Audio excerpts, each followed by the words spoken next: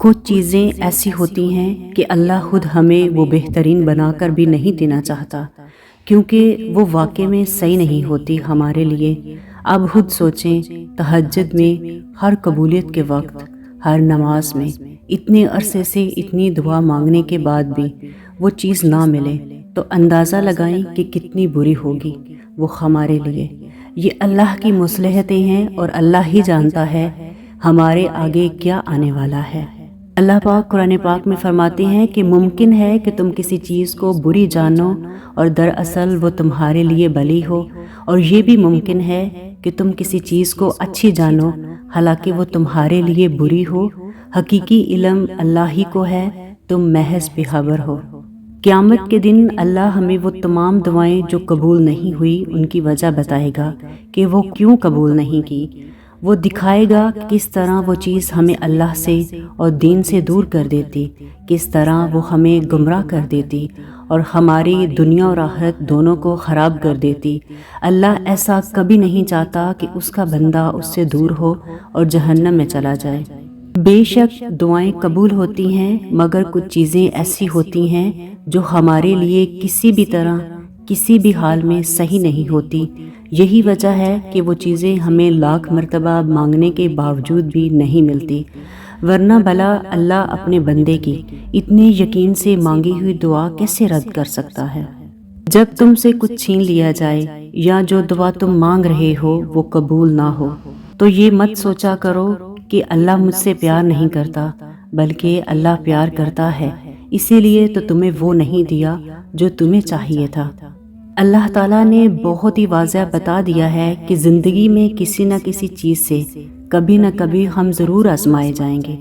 کیا لوگوں نے یہ گمان کر رکھا ہے کہ ان کے صرف اس دعوے پر کہ ہم ایمان لائے ہم انہیں بغیر آزمائے ہوئے ہی چھوڑ دیں گے؟ جو گزر گیا وقت وہ آزمائش کا تھا، اب جو آئے گا اس میں تیرے لیے بہتری ہوگی، تو صبر تو کر۔ تیری زندگی میں آنے والی رکاوٹیں آنے والی مصیبتوں کو ٹال دیں گی، تو صبر تو کر۔ واقف ہے تیرے دل کی تڑپ سے، وہ بدل دے گا تیرا دل، تو صبر تو کر۔ مایوس کیوں ہوتے ہو؟ اندازہ نہیں اپنے رب کی رحمت کا؟ وہ تو پلک جھپکنے میں نصیب بدل دیتا ہے۔ دعا کی طرف ہم نہیں جانتے، اللہ ہی ہم سے دعا کرواتا ہے۔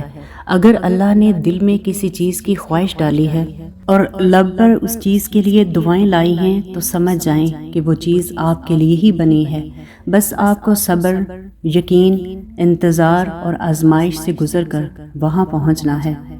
وقت تہجد تڑپ کر مانگی ہوئی دعائیں اللہ کے کن کے لیے تب تک کھڑی رہتی ہیں جب تک عطاؤں کا دروازہ کھل نہیں جاتا، کیونکہ جو خود بلاوا بھیجے وہ انتظار تو کروا سکتا ہے مگر حالی کبھی نہیں لوٹائے گا۔ اگر اللہ کوئی چیز ہمارے مقدر میں نہ ڈالنی ہوتی تو اللہ ہمارے دل میں بھی نہ ڈالتا، اور وہ تمہیں دعا مانگنے کی توفیق دے رہا ہے تو ہو سکتا ہے کہ اللہ تمہاری چاہت پر راضی ہو اور بس تمہیں آزمائش سے گزار رہا ہو۔ وہ تمہیں تم سے گزار کر خود تک لاتا ہے، اور جب اس تک پہنچ جاتے ہو تو وہ تمہارے لیے انہی دعاؤں کو وسیلہ بنا دیتا ہے جن کی قبولیت کا تمہیں گمان بھی نہیں ہوتا۔ وہ جسے چن لیتا ہے اسے پاک کر دیتا ہے۔ جانتے ہیں کہ کس چیز سے وہ پاک کرتا ہے؟ اپنے سوا ہر اس چیز سے جو تمہارے اور اس کے درمیان حائل ہو۔ وہ یوں تمہاری دعاؤں کو ہر اس رکاوٹ سے پاک کر دیتا ہے جو کن کا راستہ روک کے کھڑی ہوتی ہیں۔ پھر وہ ہوتا ہے جو نہ کبھی کسی نے سنا ہوتا ہے اور نہ ہی دیکھا ہوتا ہے۔ اگر تم چاہتے ہو کہ سکون تمہارے قریب ہو تو تم اللہ کے قریب چلے جاؤ اور توکل رکھو۔ تمہاری ہر مراد، ہر فریاد کا جواب ضرور آئے گا اور تمہارے حق میں ہی آئے گا۔ وہ جب تمہیں خود تک لے آتا ہے تو تمہیں تم تک بھی لے آتا ہے۔ وہ آداب دعا انہی کو سکھاتا ہے جن کے مقدر میں قبولیت لکھ دیتا ہے، اور جب وہ معجزے کرتا ہے تو ان معجزوں کی شدت کو بہرا بھی سن سکتا ہے، اندھا بھی دیکھ سکتا ہے۔ ایسا کوئی کام نہیں جو تیرے رب کے لیے ناممکن ہے۔ پھر کیا چیز تمہیں اب تک روکی ہوئی ہے؟ اس کے رحم کا پلڑا اس کی آزمائش پر ہمیشہ باری رہتا ہے۔ مانگو مجھ سے میں دوں گا، کیا تم سنتے نہیں؟ جب وہ یہ بار بار کہتا ہے، کہاں ڈھونڈ رہے ہو اسے؟ وہ تو تمہارے اس ٹوٹے ہوئے دل میں رہتا ہے۔ جانتے ہو کہ اللہ یقین کا امتحان کب لیتا ہے؟ جب ہمارے تڑپنے اور بہت ساری دعاؤں کے باوجود بھی وہی چیز ہمیں چاہیے ہوتی ہے جو ہمیں نہیں ملتی، یا جس چیز سے ہم دور جاتے ہیں اسے دور نہیں جا پاتے، توکل یہ نہیں کہ جو مانگا جائے وہ مل جائے تبھی شکر ادا کیا جائے، بلکہ توکل کا مطلب تو یہ ہے کہ ہر حال میں صبر کرو، جہاں کہیں سے بھی دعا قبول ہوتی نظر نہ آئے تب بھی اسے یقین کے ساتھ دعا کرو، اللہ کبھی نہ کبھی اسے ضرور قبول کرے گا۔ جن چیزوں کو تم سمجھ نہیں سکتے ان کا فیصلہ اللہ کے سپرد کر دیا کرو، جس میں تمہاری رضا نہ ہو اس میں بھی راضی رہا کرو۔ ساری دنیا جب یہ کہہ دینا تب بھی اس کے کن پر یقین رکھا کرو۔ یقین سے بڑھ کر یقین، نفرت کی سب نشانیاں ملنے کے باوجود بھی خدا کی محبت پر یقین۔ جو زمین سے نہیں ہوتا وہ آسمان سے ہوتا ہے، اس رب کے حکم سے ہوتا ہے، اس شہادت پر یقین۔ وہ وقت جب خدا کے مہربان ہونے پر یقین کرنا بہت مشکل ہوتا ہے، انہی لمحوں میں اس کی ذات پر کیا گیا یقین معجزوں کا باعث بنتا ہے۔ اگر تم خود اللہ سے کوئی وعدہ کر لیتے ہو اور مقرر گھڑی کے قریب آنے پہ تمہارا دل کمزور پڑنے لگ جائے تب بھی اس وعدے کو نبھانے کی کوشش کیا کرو۔ اللہ کو تم سے کوئی چیز چھین لینا مقصود نہیں، وہ صرف تمہیں کھو دینے کے خوف سے اور پا لینے کے لالچ سے آزاد کر کے ایک مضبوط انسان بنانا چاہتا ہے۔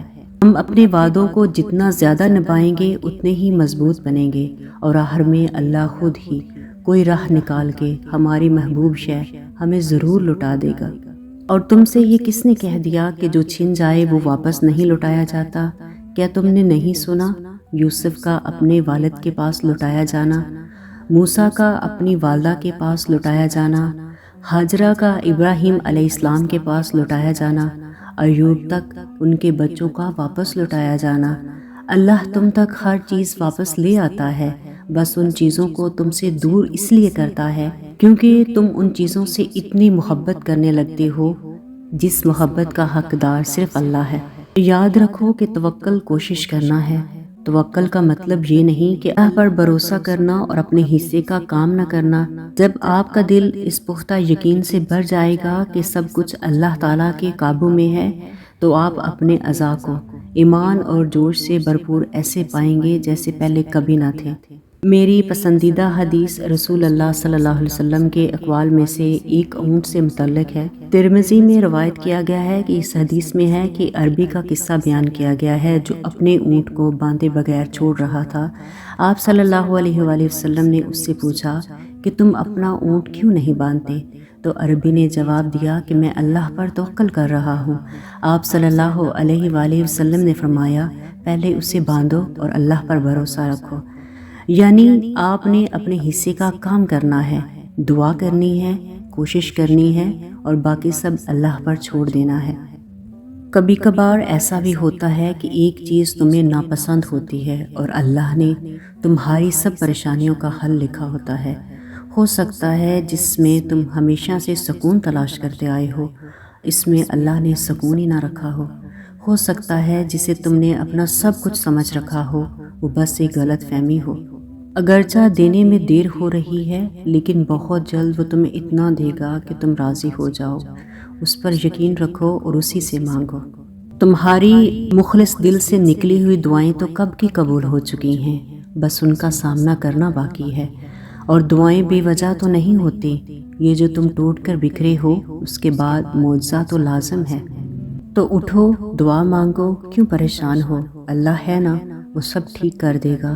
تم بس توکل کر کے اللہ کے راستے پر چلتے رہو اور وہ تمہارے لیے بہتر نہیں بہترین وسیلے بنائے گا۔